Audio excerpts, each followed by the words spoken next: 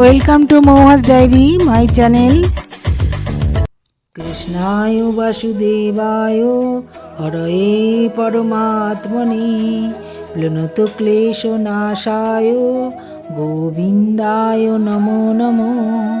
হে কৃষ্ণ, হে গোপাল, হে গোবিন্দ, হে প্রভু, এই মাঘ মাসের শুক্লপক্ষের একাদশী তিথি অভিহিত হয়েছে জয়া একাদশী।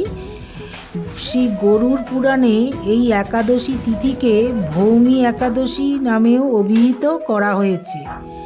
যে একাদশী দেবী তার পদাশ্রিত একনিষ্ঠ সাধক বা ভক্তকে সাধন পথের বাধা অতিক্রম করার শক্তি দিয়ে অন্তিমে বৈকুণ্ঠ লোকে পৌঁছে দেন, তিনি হলেন শ্রী শ্রী জয়া একাদশী দেবী। হিন্দু ধর্মে জয়া একাদশীর বিশেষ তাৎপর্য রয়েছে। এই দিনে জগতের রক্ষাকর্তা সর্বপাপ বিনাশিনী ভগবান বিষ্ণুর পুজো করা হয়। কথিত আছে যে তিনি এই দিনে শুভ মুহূর্তে পুজো করলে জীবনের সমস্ত পাপ ও দুঃখ কষ্ট থেকে মুক্তি পাওয়া যায়। এই ব্রতের ফলে মানুষ কখনো প্রেতাত্ম প্রাপ্তি হয় না। এবার জয়া একাদশী কবে, সঠিক তারিখ, সঠিক সময় বন্ধুরা তোমরা জেনে নাও। 29শে জানুয়ারি 15ই মাঘ বৃহস্পতিবার এই ভৌমী বা জয়া একাদশী পালিত হবে। 14ই মাঘ দিবা 2:21 হইতে আর 15ই মাঘ দিবা 12টা পর্যন্ত এই জয়া একাদশী থাকবে বন্ধুরা। আর বৃহস্পতিবারই এই একাদশী পালিত হবে। আজকের ভিডিওটা এই জয়া একাদশী বা ভৌমী একাদশী নিয়েই তোমাদের আলোচনা করব বন্ধুরা। তোমরা অবশ্যই এই একাদশীর ব্রতকথা শ্রবণ করো, আর পারলে শ্রীকৃষ্ণের নাম প্রচার করো, একটু শেয়ার করো বন্ধুরা, আর একটু তোমরা ভালো লাগলে সাবস্ক্রাইব করো। একাদশী পারণ এই রবিবার জয়া একাদশীর ব্রতকথা পদ্মপুরাণ অনুসারে পুরাণের কালে কোনো এক সময় 50 কোটি গন্ধর্বদের নেতা এবং দেবতাদের বীর রাজা ইন্দ্র তার পারিজাত বৃক্ষে ভরা নন্দনবনে স্বতঃস্ফূর্তভাবে একটি বিশাল উৎসবের আয়োজন করেছিলেন। সেখানে সকল দেবতা, সিদ্ধগণ, ঋষিদের মনোরঞ্জন করার জন্যে গন্ধর্ব পুরুষ ও গন্ধর্ব কন্যারা নৃত্য করছিলেন। এই উৎসবে গন্ধর্বরা সুরেলা সুর গাইছিলেন। তাদের মধ্যে প্রধান শিল্পী ছিলেন চিত্রসেন আর পুষ্পদন্ত, এবং তার পুত্র চিত্রসেনের স্ত্রীর নাম ছিল মালিনী, এবং তার গর্ভে পুষ্পবন্তী নামে পরিচিত এক কন্যার জন্ম হয়। গন্ধর্ব পুষ্পদন্তের মাল্যবান নামে এক পুত্র ছিল। মাল্যবান পুষ্পবন্তীর সৌন্দর্যে গভীরভাবে মোহিত হয়েছিলেন। তারা দুজনেই ভগবান ইন্দ্রের সন্তুষ্টির জন্যে রাজসভায় নৃত্য করতে এসেছিলেন। স্বর্গীয় অপ্সরাদের সাথে গান গাইতে গাইতে এবং নৃত্য করতে করতে তাদের পারস্পরিক আকর্ষণ আরও গভীর হয় এবং তারা একে অপরের প্রতি মোহিত হয়ে পড়ে। তাদের মন বিভ্রান্তিতে আচ্ছন্ন হয়ে পড়ে, ফলে গানের ক্রম বিপর্যয় ঘটল। তাদের এই রকম তাল মান ভঙ্গ ভাব দেখে তারা যে পরস্পর কামাসক্ত হয়েছে, দেবরাজ ইন্দ্র তা বুঝতে পারলেন। তখন ক্রোধ বশে তিনি তাদের অভিশাপ দিলেন, রে মূঢ়, তোমরা আমার আজ্ঞা লঙ্ঘন করেছ। তোমাদের ধিক, এখনই তোমরা পিশাচযোনি লাভ করে মর্তলোকে নিজ দুষ্কর্মের ফল ভোগ করো। ইন্দ্রের অভিশাপ পাওয়ার পর তারা উভয়েই অত্যন্ত দুঃখ অনুভব করে। এরা দুজনেই ছিলেন বিষ্ণু ভক্ত। তারা হিমালয় পর্বতমালায় চলে যায় এবং পাহাড়ের গুহায় ঘুরে বেড়াতে থাকে। পিশাচত্ব প্রাপ্ত হওয়ায় হিমশীতল পরিবেশের শারীরিক অস্বস্তিতে যন্ত্রণা ভোগ করে। হিমালয়ের প্রচণ্ড শীতে কাতর হয়ে নিজেদের পূর্ব পরিচয় বিস্মৃত হলো। একদিন তাদের যন্ত্রণার মাঝে পুরুষ রাক্ষস তার রাক্ষসী স্ত্রীকে বলল, আমরা এমন কোনো পাপ করেছি যার ফলে আমাদের এই দুর্দশাগ্রস্ত পিশাচ অস্তিত্বে প্রাপ্ত হয়েছে। এই যন্ত্রণা নারকীয় এবং অত্যন্ত ভয়ঙ্কর, এবং এই পিশাচ যোনি অনেক কষ্ট নিয়ে আসে। অতএব আমাদের আন্তরিকভাবে অনুতপ্ত হতে হবে এবং পাপ থেকে মুক্ত হওয়ার চেষ্টা করতে হবে। এই ভেবে খুবই দুঃখ কষ্টের মধ্যে তাদের দিনগুলো কাটছিল। মাল্যবান ও পুষ্পবন্তীর পূর্ব কোনো পুনঃবশত সেই সময় মাঘী শুক্লপক্ষীয় জয়া একাদশী তিথি উপস্থিত হলো, যাকে সকল তিথির মধ্যে শ্রেষ্ঠ বলে মনে করা হয়। সেই দিন তারা সকল ধরনের খাদ্য ত্যাগ করেছিল, এমনকি জলও বর্জন করেছিল।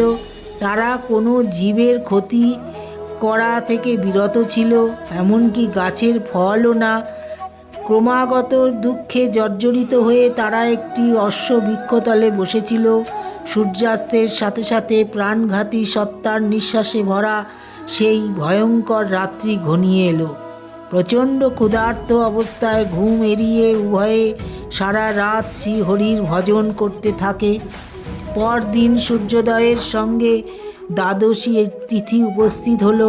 ভগবান বিষ্ণু প্রসন্ন হয়ে তাদের আশীর্বাদ দিলেন। এই ব্রতের প্রভাব এবং ভগবান বিষ্ণুর ঐশ্বরিক শক্তির কারণে তাদের পিশাচ অবস্থা দূর হয়ে গেল। পুষ্পিত বাগানে পুষ্পবন্তী এবং মাল্যবান তাদের পূর্বের রূপে ফিরে এলেন।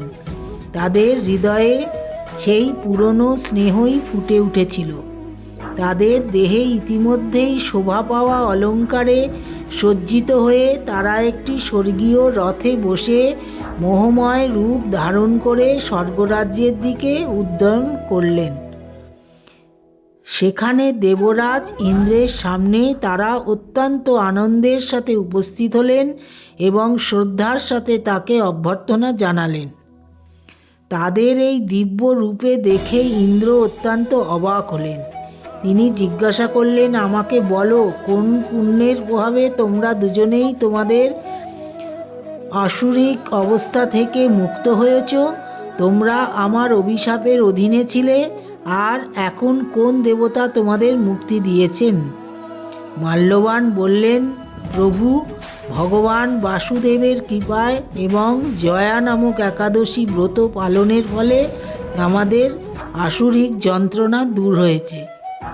তাদের কথা শুনে দেবরাজ ইন্দ্র বললেন, হে মাল্যবান, তোমরা এখন থেকে আবার অমৃত পান করো। একাদশী ব্রতে যারা আসক্ত এবং কৃষ্ণ ভক্তি পরায়ণ তারা আমাদেরও পূজ্য বলে জানবে। এই দেবলোকে তুমি পুষ্পবন্তীর সাথে সুখে বাস করো। ভগবান শ্রীকৃষ্ণ এই ব্রত সম্বন্ধে যুধিষ্ঠিরকে বলেছিলেন, হে রাজা, একাদশী উপবাস পালন করা উচিত। জয়া উপবাস ব্রাহ্মণ হত্যা পাপও ধুয়ে দেয়। যে ব্যক্তি জয়া উপবাস পালন করে সে সকল প্রকার দান করেছে এবং সমগ্র যজ্ঞ সম্পন্ন করেছে। এই উপবাসের মহিমা পাঠ এবং শ্রবণ করলে অগ্নিষ্টম যজ্ঞের ফল লাভ হয়। একাদশীর দিন সূর্যোদয়ের আগে উঠে স্নান করে পরিষ্কার হলুদ পোশাক পরিধান করে ভগবান শ্রী বিষ্ণুর আরাধনা করতে হবে। একটি উঁচু জায়গায় ঠাকুরের ছবি বা ভগবান বিষ্ণু মা লক্ষ্মীর ছবি রেখে বা মূর্তি রেখে পুজো করতে হবে। ধূপ দীপ প্রদীপ জ্বালিয়ে নৈবেদ্য অর্পণ করে মন্ত্র জপ করা পুজো করতে হবে।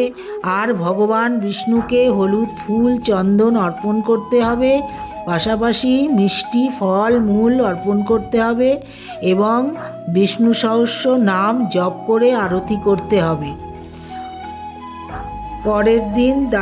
পরের দিন স্নান ও ধ্যান করে পুজো করে এই সূর্যোদয়ের আগে স্নান এবং ধ্যান করে ভঙ্গ করতে হবে উপবাস।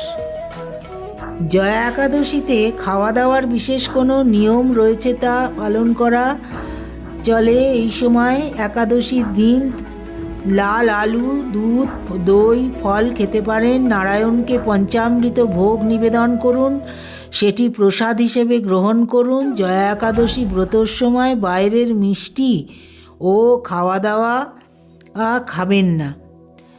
শাস্ত্রমতে জয়া একাদশীতে ভাত খাওয়া নিষিদ্ধ, নুনও খাবেন না।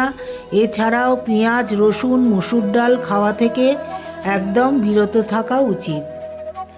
জয়া একাদশী উপবাস ভগবান বিষ্ণু মা লক্ষ্মীর উদ্দেশ্যে উৎসর্গীকৃত। বিশ্বাস করা হয় যে এই উপবাস পালন করলে একজন ব্যক্তির জীবন থেকে রোগ দূর হয় এবং তিনি সুস্বাস্থ্য লাভ করেন। এছাড়াও এই উপবাসের মাধ্যমে একজন ব্যক্তি পাপ থেকে মুক্তি পান এবং বৈকুণ্ঠ ধাম অর্জন করেন। এছাড়াও জয়া একাদশীর নাম থেকেই বোঝা যায় যে এই উপবাস একজন ব্যক্তিকে তার সমস্ত কাজে বিজয়ী করে তোলে। এই সর্বপাপ বিনাশিনী এই জয়া একাদশীর মাহাত্ম্য আমি থ্যাঙ্কস ফর ওয়াচিং মৌয়াস ডায়েরি।